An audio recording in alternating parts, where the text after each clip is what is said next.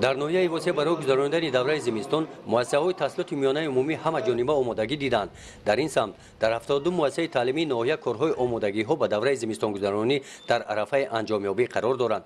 در مؤسسه تحصیلات میانه عمومی رقم 20 در دهه صلح‌آباد جماعت دهات توگرک 831 نفر خوانندگان با تحصیل فرا گرفته شدند. مؤسسه تعلیمی به دوره زمستان آماده میباشد. مؤسسه تحصیلات میانه رقم 20 ناحیه واسه به دوره زمستان گذرانی سال خونش 2016-2017 پورا آماده میباشد. تیره‌ها پورا شبندی کرده شدند. مقدار 6000 کیلوگرمگیش و 71 لیتر سوزشوری دیزلی شهرنامه کرده شده است.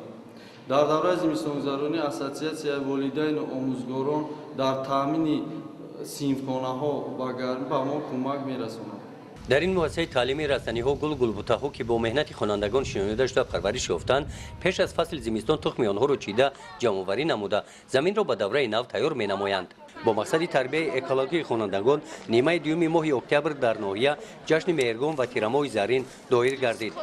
مقصد گذراندن چنین چورابینی‌ها ویکتوریا و چنین چورابینی‌ها بلند برداشتن معرفت اکولوژی جوانان و خوانندگان میباشد. از همین لحاظ امروز ما در مکتب رقم 53 ناحیه محفل عید مهرگان با یکجایی تیرماه زرین گذرانده شدیم که به اکثریت مکتب‌های ناحیه به نهایت اشتراکی خوب کردن. اینجا بسیار ویکتوریا گذشته ایستاده است. همه چیزایی که آنها پیشنهاد نمودند به نهایت به طلبات‌های اکولوژی که امروز پیش بینی شده است جوابگو میباشد. در بخش محصولات‌های کشاورزی طبیعت دوستان از همه مکتب‌های ناحیه محصول مهنت خود را به نمایش گذاشتند.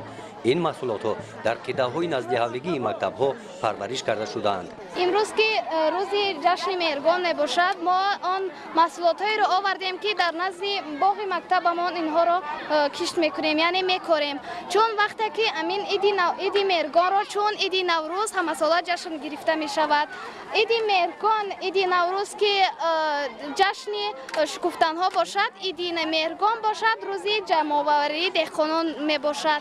یعنی ما سال از سال کوشش میکنیم که به سالهای آینده کوشش میکنیم که باز زیادتر اینها را زیاد محصولات های کاری را زیاد کنیم و به همین جشن ها و به مثال همین جشن عید مهرگان در اینجا آورده به نمایش قرار دهیم. چورابینی مذکور با اقدام شعبه معارف ناحیه شعبه حفظ محیط زیست در شکل آزمون گذرانده شده از شرط‌های گوناگون عبارت بودند. رفت آزمون و آمادگی اشتراکچیان از جانب داوران بهاگذاری کرده شد. با مقصد وسعت دادن نیروی ایجادی تربیت ذوق معنوی کودکان و نورسان فعال گرداندن کار محفل‌ها دیگر اتحادیه‌های کودکانه اکولوژی در سمت آموزش طبیعت دیار عزیزمان بنیادکاری و غنی ساختن جهان معنوی مکتبچگان نگاه‌بین و بالا برداشتن معرفت اکولوژی خوانندگان امروزها در تمام مؤسسه‌های تعلیمی ناحیه وسطی چورابینی‌ها بخشیده به عید مهرگان زیر عنوان تیرماه زرین گذشته ایستاده است.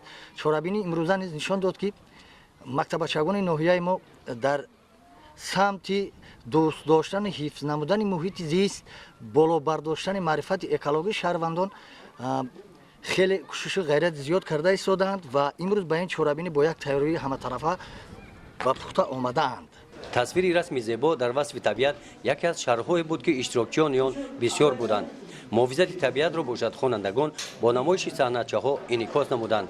در این چورابینی اشتراکچیان از اجراریات شاعران معاصر در وصف طبیعت شعرها قرائت نمودند. رنگی تری ارچه‌ها آبی صاف آبی صاف. گزارش خواجه نظریف خدای نظر ظهور فضل ناحیه واسه برای برنامه اطلاعاتی نوید.